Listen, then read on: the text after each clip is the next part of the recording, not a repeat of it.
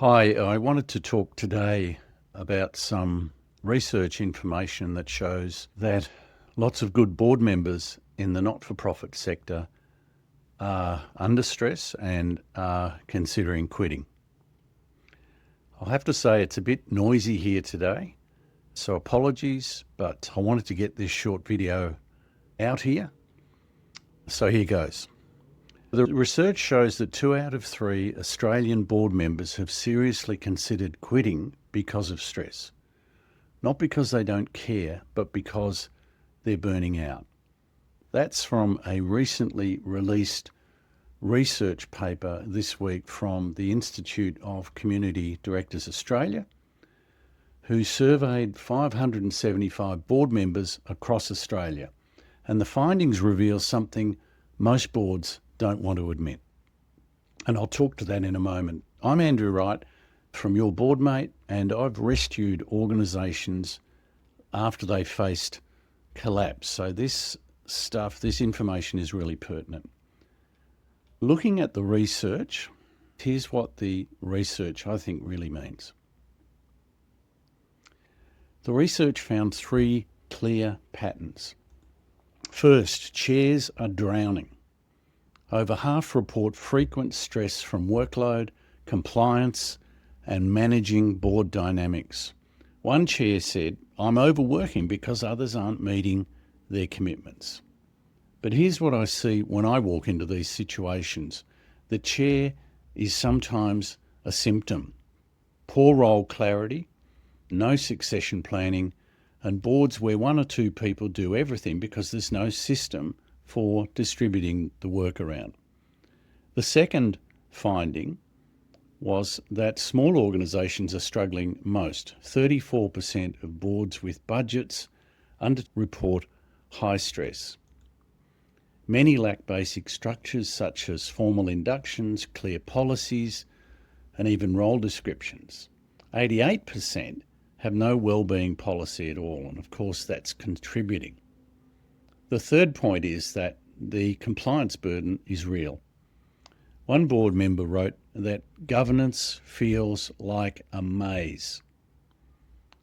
And I didn't realise how much compliance and risk we are responsible for as board members and directors. But here's my take, and it might be controversial.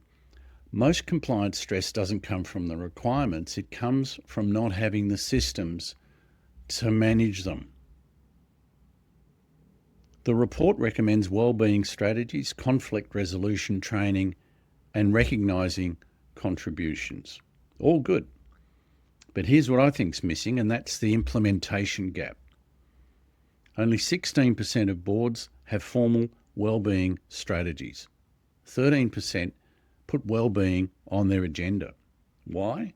Because boards know they should do these things. Most of them, to be honest, come from human services backgrounds and people management, so they understand this stuff.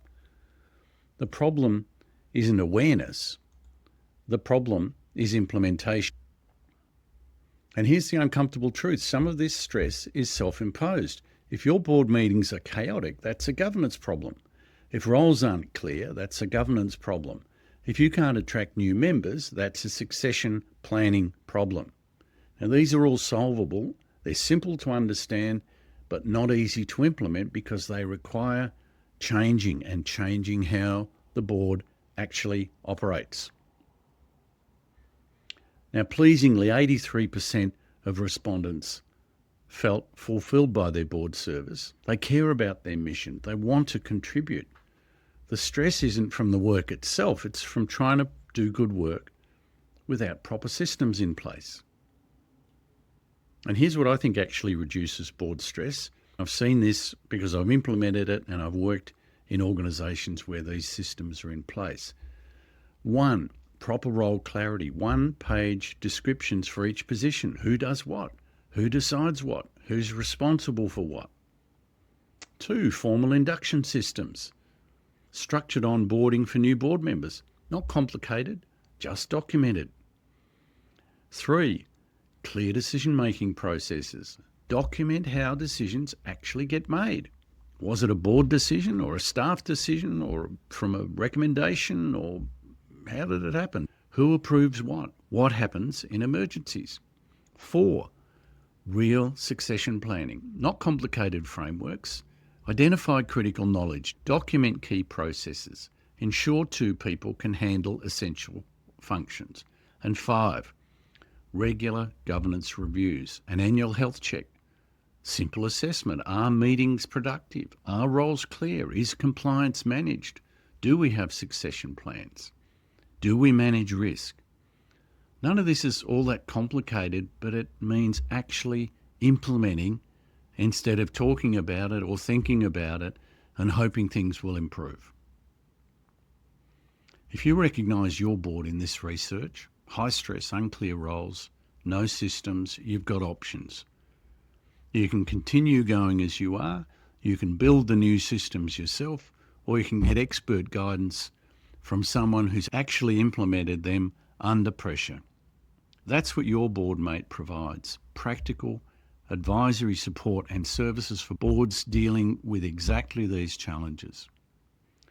There's a link to our free intake template in the description here, and do that because at a minimum that will give you a governance health check and make your vulnerabilities visible, because you can't fix what you can't see.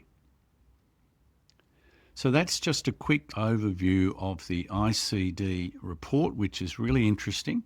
In January, I will release a more detailed analysis covering what the report maybe doesn't say, the implementation gaps that boards face, and the specific systems that can actually reduce stress.